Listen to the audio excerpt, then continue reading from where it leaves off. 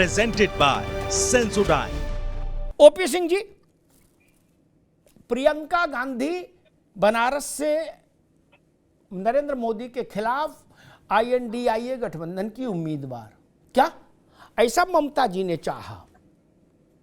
होगा नहीं होगा कांग्रेस जाने, गांधी परिवार जाने, हम उस बहस में नहीं पड़ते, लेकिन हम एक संभावित तस्वीर पर भाजपा की प्रतिक्रिया चाह रहे हैं। अवतार जी, प्रियंका वाड्रा जी यदि आती है बनारस से चुनाव लड़ने तो स्वागत है। लोकतंत्र में सबका अधिकार है, जो जहां से चाहे वहां से चुनाव लड़े। अगर प्रियंका वाड्रा जी मोदी जी के खिलाफ लड़ना चाहती है तो स्वागत है, लड़े। लोकतंत्र में सबको अधिकार। केजरीवाल भी जी आए थे, वो भी लड़के चले गए, प्रियंका जी भी है। लेकिन एक सवाल जरूर उठता है, पता नहीं प्रियंका जी काशी में चुनाव लड़ने आएंगी कि नहीं आएंगी, लेकिन क्या राहुल गांधी अपने पुश्तैनी सीट अमेठी पर दोबारा चुनाव लड़ने जाएंगे कि नहीं जाएंगे, ये जरूर पेशोपेश है। ये पेशोपेश की एक सवाल उठता है, क्या अमेठी छोड़कर वायनाड जाने वाले राहुल गांधी दोबारा अमेठी से अपनी पुश्तैनी सीट पर चुनाव लड़ने आएंगे कि नहीं आएंगे। दूसरी बात, हमारे ये विद्वान प्रवक्ता त्रिपाठी जी जो कांग्रेस के हैं, एक बार कहा तो मैं उसको अवॉइड कर गया, क्योंकि बहुत सी बातें इन लोगों के दिमाग में समझ में आती नहीं। ये दूसरी बार राउंड में बोला तो मैं कहूंगा ताती पहले हमको उस पर बोल लेने दीजिए। इन्होंने कहा कि 3 राज्यों में भारतीय जनता पार्टी ने तानाशाही किया और मुख्यमंत्री लाकर बैठा दिया।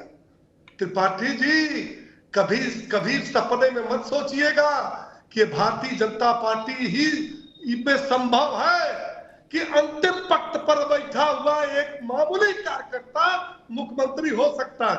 आपके यहाँ क्या होगा? आपके यहाँ जवाहरलाल नेहरू, इंदिरा गांधी, राजीव गांधी, संजय गांधी, सोनिया गांधी, राहुल गांधी, प्रियंका वाड्रा, अब को पता नहीं कौन, और मरियम वाड्रा कौन होगी। हमारे दूसरे साथी बैठे हुए, यहाँ कौन होगा? मुलायम सिंह यादव, अखिलेश सिंह यादव कल दिल्ली चले गए तो प्रियंका, डिंपल यादव या राम गोपाल या शिव गोपाल यादव। आप इससे बाहर नहीं निकल पाओगे। ये भारतीय जनता पार्टी है कि आदिवासी एक महिला राष्ट्रपति हो सकती है और एक किसान का बेटा उपराष्ट्रपति हो सकता है। यह भारतीय जनता पार्टी में ही संभव है, जिसकी आप लोग अपमान कर रहे हैं।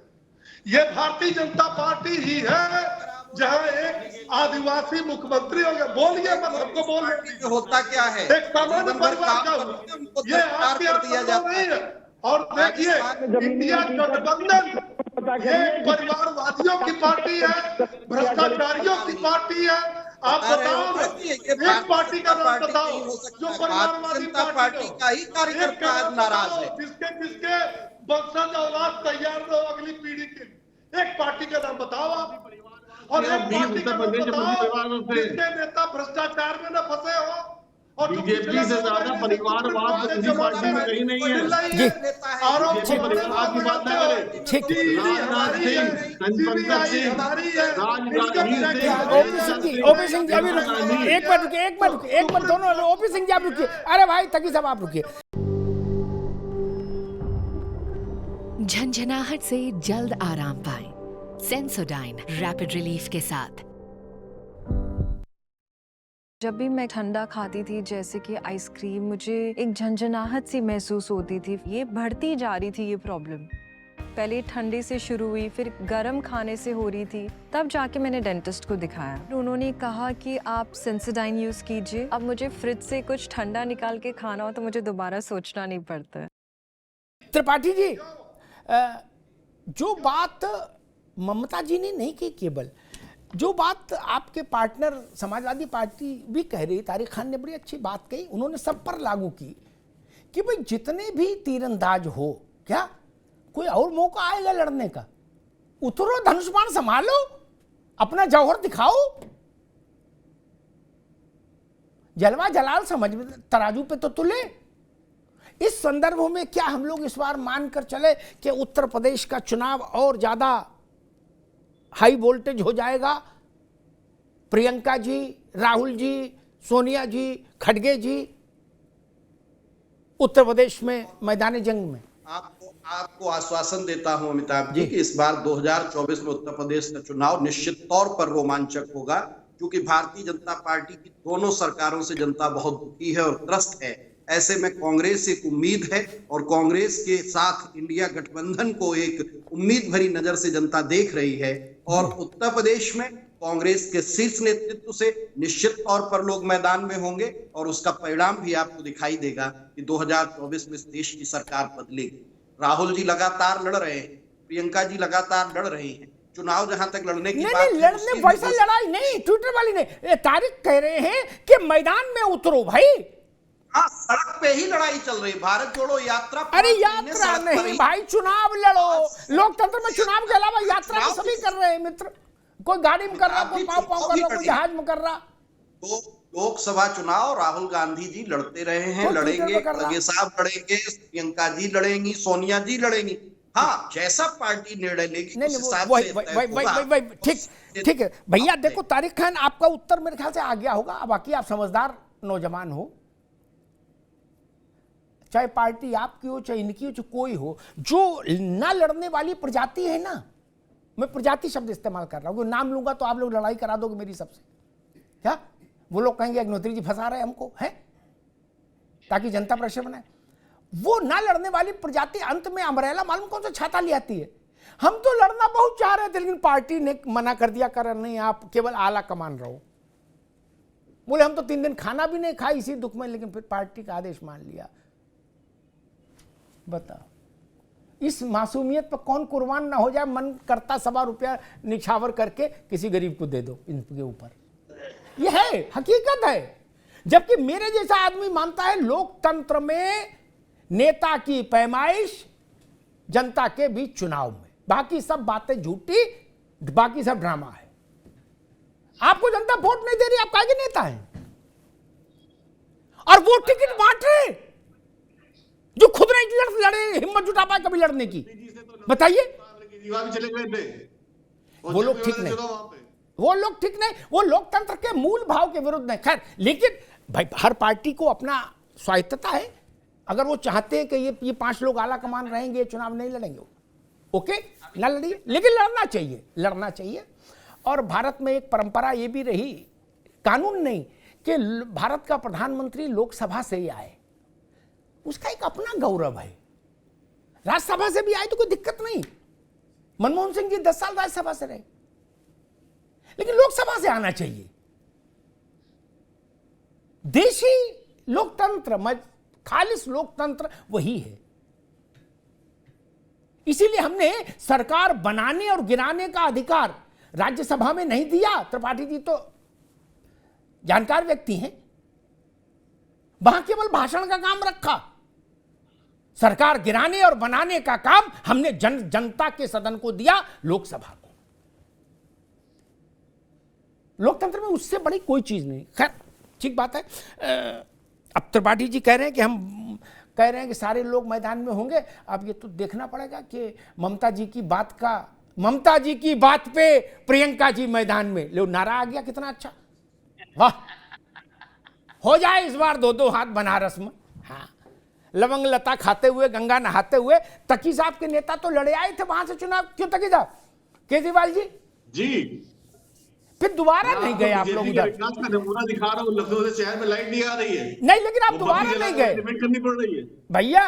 दोबारा आप बनारस नहीं गए। कोई की राजधानी लखनऊ का हाल है, क्षमा जला के मैं आप डिबेट कर रहा हूं, यहाँ लाइट नहीं आ रही है और ये विकास के वादे हैं, ऐसा विकास होगा नहीं भैया। तकी साहब एक मिनट सुनो यार, अरे भाई रुको ना बाबू। तकी साहब, आप दोबारा आप लोग कभी उधर बनारस गए नहीं फिर लड़ने? इच्छा तो बहुत है बार बार चुनाव लड़ने की, और बार बार लड़े, बीजेपी से हराया भी उनको है।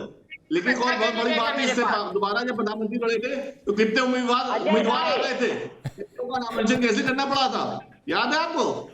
और एक सिपाही से, एक फौजी से जिसने नामांकन दाखिल किया था, उसके बाद कैसे कराया गया उसका नामांकन कितनी बार, वो याद है आपको? दोबारा बार क्या हुआ था? अच्छा तकी साहब, ये जो जोशीली बातें आज बहस में हुई है, ऐसा तो नहीं इससे जोश में आके आम आदमी पार्टी ये फैसला ले कि अरविंद केजरीवाल को वो दिल्ली से मतलब बनारस से मोदी के खिलाफ लड़ाएंगे, क्योंकि उनका इलाका जाना हुआ, इसलिए मैं कह रहा हूं वो गंगा वगैरह नहा चुके हैं, वहां की गलियां जानते हैं। जब पहली बार अरविंद केजरीवाल लड़े थे 2.5 लाख से ज्यादा वोट पाए थे, दूसरे नंबर पे थे जी। और जब एक साथ लड़ेंगे तो वोट अच्छे बन सकते हैं, उसमें कोई मोदी जी को हराना कोई बड़ी बात नहीं वहां से। भैया त्रिपाठी जी नोट किया जाए, एक कैंडिडेट और मिल गया, एक तो प्रियंका जी है, एक कैंडिडेट केजरीवाल जी है, वो कह रहे कि 2.5 लाख तो हम अकेले ले लिए थे, अब की मिलके सब लोग जोड़ लगाएंगे तो हरा देंगे। तारिक खान से भी पूछ ले, इनकी मंजूरी जरूरी है भाई, ये बड़ी पार्टी है वहां। झंझनाहट से जल्द आराम पाएं सेंसोडाइन रैपिड रिलीफ के साथ।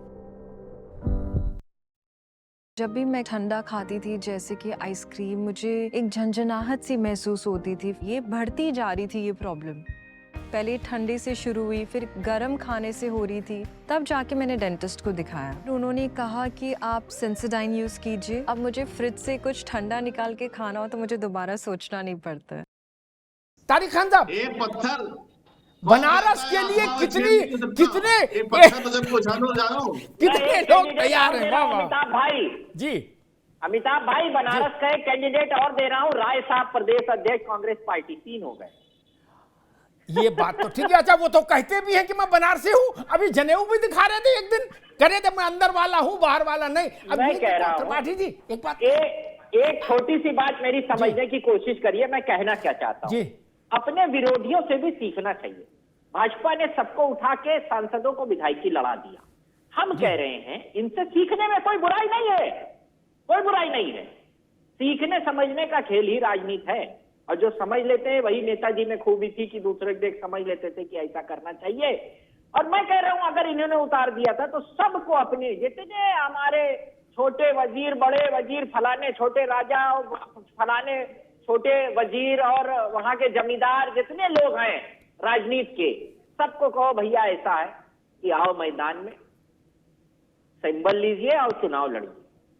क्या होगा मैं कह रहा हूं, हम चुनाव हार जाते हैं, एनडीए फिर से जीत जाता है, कोई बात नहीं, जनादेश है, आगे फिर तैयारी करेंगे। क्या इतिहास में 60-70 साल के चुनाव के इतिहास में लोग हारे नहीं? अरे ये लोग इतना हारे हैं कि पराकाष्ठा बने, हारते हारते हारते। ठीक है तारिक खान, मुझे लगता है कि कांग्रेस को जैसे तारिक खान सलाह दे रहे हैं उस पर थोड़ा अमल करना चाहिए, और अशोक गहलोत और भूपेश बघेल इनको लोकसभा लड़वा देना चाहिए। प्रदेश में शांति भी रहेगी, लड़ाई झगड़ा भी कम हो जाएगा, दिल्ली आए, ठीक रहेगा, कुछ समस्या नहीं। झंझनाहट से जल्द आराम पाएं सेंसोडाइन रैपिड रिलीफ के साथ।